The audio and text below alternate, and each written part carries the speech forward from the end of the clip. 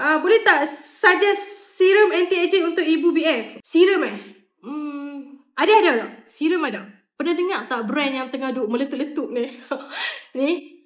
Ni. Yang ni serum. Dia ada peptide. Peptide adalah fungsi untuk anti-aging. Tahu tak pasal apa dia viral yang terjual? Sebab dia ada latest ingredient, copper-peptide. Copper-peptide adalah bahan yang bagus untuk siapa yang ada acne kan. Siapa yang dia tak mau perjin, lepas tu dia nak kulit dia tu glowing. Dia nak kulit glowing tapi tak nak perjin. Boleh juga pakai ni. Tapi dia bukanlah orang kata apa, pure pengganti retinol. Maybe dia boleh menggantikan retinol tapi bukan keseluruhan manfaat yang retinol bagi. Apa manfaat yang dia boleh bantu untuk bagi? Satu, dia boleh glowingkan kulit lah. Sebab dia ada peptide. Bila dia ada ingredient peptide, dia bantu untuk boost collagen. Bila dia boost collagen, dia membantu untuk tegangkan kita punya struktur kulit ataupun mengurangkan potensi kulit kita tu jadi sagging. Sagging maksud dia kendut.